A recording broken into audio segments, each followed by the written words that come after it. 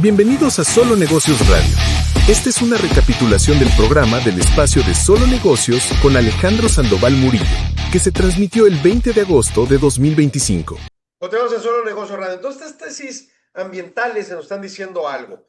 Oye, padrísimo tu proyecto de negocio, le entramos, pagas impuestos, la vida bella. Pero si contaminas, no solo vas a pagar el resarcimiento, tiene que inducirse la autoridad a elevar las constricciones y las limitaciones jurídicas, los rangos de permisibilidad, para disminuir la probabilidad de que continúen contaminando. O sea, sería tanto como permitir que sigamos usando gasolina plomo.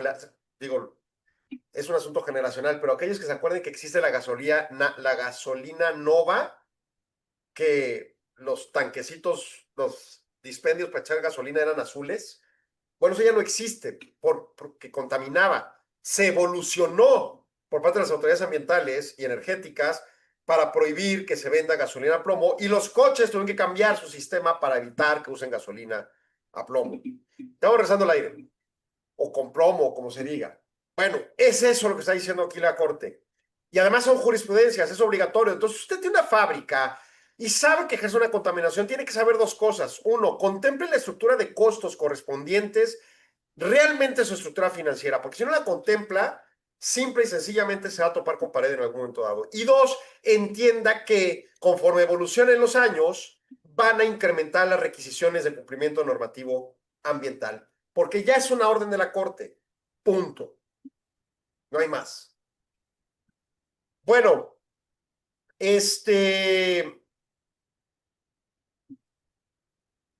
¿qué más? Otra tesis de otras materias. Estas nos vamos a la materia laboral. Materia laboral nos dice lo siguiente. Tesis número 2030-799, jurisprudencia laboral, segunda sala. Conciliación prejudicial debe agotarse cuando admitida la demanda de la contestación o las pruebas ofrecidas, la parte actora amplía la demanda y señala a una diversa persona como demandada. Hechos. Tribunales colegiados contendientes sustentados en criterios contradictorios, es una contradicción de tesis de origen, al analizar si es necesario agotar la etapa de conciliación prejudicial cuando admitida la demanda de los datos obtenidos de la contestación o pruebas ofrecidas, la actora amplía la demanda y señala a otra como demandada. O sea, ¿qué pasó? Un trabajador va a iniciar un proceso de conciliación, no concilia con el patrón, se va a la demanda. Inicia la demanda, contestan la demanda, meten las pruebas en la etapa correspondiente y de repente quiere ampliar la demanda el trabajador por la razón que sea, decir, pues tenía otros derechos o lo que sea, y además no solo era ese mi patrón, sino también este otro. En ese momento, unos tribunales llegaron a definir, no, pues te tienes que regresar a conciliación por haber ampliado la demanda y poner un nuevo demandado. Y otros tribunales colegiados dijeron, no, entonces hubo contradicción de tesis y la Corte atrajo y dice, la segunda sala determina que debe de agotarse el procedimiento de conciliación prejudicial cuando, admitida la demanda, de los datos obtenidos en la contestación o de las pruebas ofrecidas, el actor, el trabajador, amplía la demanda y señala a una diversa persona como demandada. La justificación. En base a la reforma constitucional y legal en materia de justicia laboral, la etapa de conciliación como mecanismo alternativo de solución de controversias se elevó a rango constitucional, como se advierte en el 123, apartado A, fracción 20, párrafo segundo de la Constitución. Al constituir una instancia obligatoria y previa a la que deben acudir trabajadores y patrones, es necesario agotarla en los casos como el citado. En tal supuesto, el Tribunal Laboral, una vez que verifique que no se actualiza alguna de las hipótesis de excepción, debe ordenar la devolución del expediente al centro de conciliación para que agote el procedimiento establecido en el título 13 bis de la Ley Federal del Trabajo, respecto de quienes se amplió la demanda de suspender el juicio en relación a los demás mientras se está la conciliación. ¿Qué pasa? A ver, la intención de las modificaciones legales es que deje de haber una saturación que ralentiza los procedimientos jurisdiccionales. En la naturaleza del 123 constitucional es, si no la vi, marca a favor del trabajador, ¿no? O sea, es así como sesgo a favor del trabajador, por la presunción de la vulnerabilidad frente a la empresa, que a mi gusto ya no se aplica tan eficaz hoy en día, pero bueno, cuando nace esto en el 1917, en el 123 constitucional, y luego en 1934 con la Ley Federal del Trabajo, pues sí. Entonces, Así es su naturaleza. Pero esa naturaleza, a partir de los años, y sobre todo la negligencia presupuestaria de nuestros gobiernos eternamente, o sea, no solo este es negligente, que es supranegligente, ya ves, estatal, federal o municipal, sino también los históricos, pues nunca alcanza el dinero y siempre las dependencias están con una mano adelante y otra atrás, y entonces no hay suficiente gente que atienda los asuntos y se ralentizan, se hacen lentísimos. En función de ello se cambió la estructura con una intención de sesgar hacia la conciliación en una agencia especializada para los efectos del gobierno que corresponda, federal o estatal, que es el Centro de Conciliación, y tratar de reducir el número de juicios que lleguen y que cuando lleguen se hagan de manera expedita. Bueno, para los efectos, una ampliación de demanda e incluir un nuevo demandado que se deduce a partir de la contestación de demanda y de las pruebas, pues se le tiene que dar su derecho constitucional, 1416 constitucional. Y entonces, en función a eso, pues básicamente activa la necesidad de que la conciliación persista, pero además activa la presunción de que notificar al nuevo demandado quizá provoque la conciliación del asunto, ya sea porque se descubra la verdad o porque aún manipulado por los demandados sea más rápida la eficiencia de la resolución y se pague y se acabe el asunto, desahogando a tribunales y desahogando los costos innecesarios entre las partes. Me parece fabulosa la tesis. Sí puede concebirse como una afrenta a los trabajadores, pero puede acelerar los procesos de que corra el dinero, que es la parte central del asunto, ¿no? En una relación laboral. En conflicto, claro. Bueno. Segunda tesis, 2030-829, segunda sala, jurisprudencia, materia laboral. Intereses por salarios vencidos deben cuantificarse en cantidad líquida en el laudo o sentencia condenatoria. También, contradicción de tesis, tribunales colegiados señalan se cuestiona si en un laudo o sentencia laboral condenatoria debe precisarse en cantidad líquida el monto a pagar por los intereses por salarios vencidos, a que hace referencia el párrafo tercero del artículo 48 de la Ley Federal del Trabajo, o si la cuantificación se realiza en incidente de liquidación.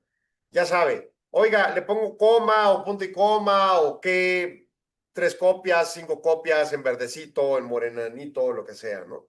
Bueno, criterio jurídico. La segunda sala determina que los intereses por salarios vencidos deben cuantificarse en cantidad líquida desde el laudo o sentencia condenatoria. No significa que no se vayan a continuar actualizando. Justificación. El 843 de la ley establece que en el laudo o sentencia se determinará el salario que sirva de base de la condena. Una vez cuantificado el importe de la prestación, se señalarán las medidas para cumplirse la resolución. Y C, la apertura del incidente de liquidación es de carácter excepcional, solo para el caso de que sea estrictamente necesario. Por lo tanto, la cuantificación de los intereses tiene que recaer pues, en el laudo. Y por lo tanto, pues la cuantificación del pago se basa en los intereses y en su caso los salarios vencidos posterior, del primer año, perdón, que corresponda. O sea, durante los primeros 12 meses se calcula salarios caídos y luego al mes 13 se calcula los intereses. Y entonces se calcula en ese momento y si no se liquida en ese instante, pues se abre el incidente. Y se pueden actualizar, y aquí lo dice, sin prejuicio de que se siga actualizando. Y entonces, bueno, pues el tema es más claro, ¿no? Desde la sentencia se tiene que determinar. Otra tesis, esta también en materia laboral, esta es la 203890, tesis aislada, tribunal colegiado, accidente de trabajo. Bajo la perspectiva de género, la exigencia de acudir ante la institución de seguridad social a recibir atención médica y avisar inmediatamente la ocurrencia de aquel constituye carga desproporcionada si son mujeres embarazadas. Una mujer que además es médica demandó a la Junta de Conciliación el reconocimiento de un accidente en su centro de trabajo ocurrido cuando estaba embarazada, el otorgamiento de una pensión por incapacidad y otras prestaciones del IMSS. La trabajadora no acudió inmediatamente al solicitar la atención médica o notificar del accidente al lugar de trabajo, pues decidió incorporarse a sus labores rápidamente, dado la emergencia sanitaria del COVID-19. Además, cuando supo que estaba embarazada, priorizó la atención de su embarazo, por lo que no prestó atención inmediata a otras secuelas, aunque sí fueron identificadas por la médica que la atendió en el IMSS. El IMSS negó acción y derecho de la actora para reclamar las prestaciones y adujo que el accidente se calificó como no de trabajo, porque ella no dio aviso del accidente ni solicitó atención médica inmediata, según el 22 del Reglamento de Prestaciones Médicas el cual establece que cuando un trabajador sufra un probable accidente, inmediatamente debe acudir o ser trasladado a recibir atención a la unidad médica que le corresponda, o en caso urgente, a la unidad médica más cercana del sitio donde haya sufrido el accidente. Y la Junta absolvió al instituto demandado de todas las prestaciones reclamadas.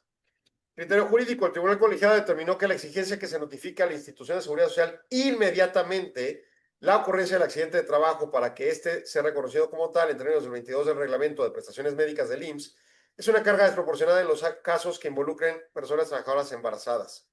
Y justifica que con base en la tesis, a dos tesis de la 10ª época, la 99 y la 79, la 99 de 2014 y la 79 de 2015 de la primera sala de la Corte, que cita: acceso a la justicia en condiciones de igualdad. Todos los órganos jurisdiccionales del país deben impartir justicia con perspectiva de género. Impartición de justicia con perspectiva de género debe aplicarse este método analítico en todos los casos que involucren relaciones asimétricas, prejuicios y patrones estereotípicos, independientemente del género de las personas involucradas. Respectivamente, se concluye que el requisito que establece el 22 de acudir inmediatamente a la unidad médica más cercana correspondiente es una exigencia sin matices para trabajadoras embarazadas, pues desconoce la manera en que evoluciona el embarazo y las complicaciones que de él derivan, así como la necesidad inmediata de mujeres médicas de reincorporarse a sus labores como parte de una cultura que les impone la postergación personal como garante de la salud.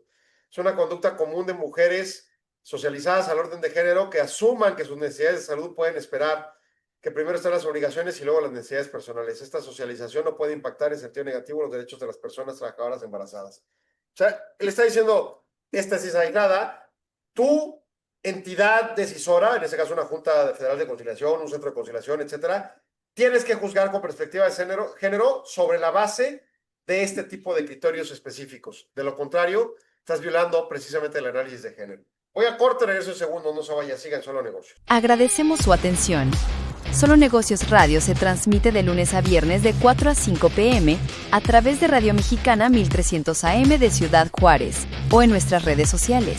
Si gusta ver los siguientes segmentos, el programa completo u otros programas y segmentos, siga indicaciones en el texto adjunto o visite www.solonegocios.mx. Radio Mexicana, nuestras noticias, presentó.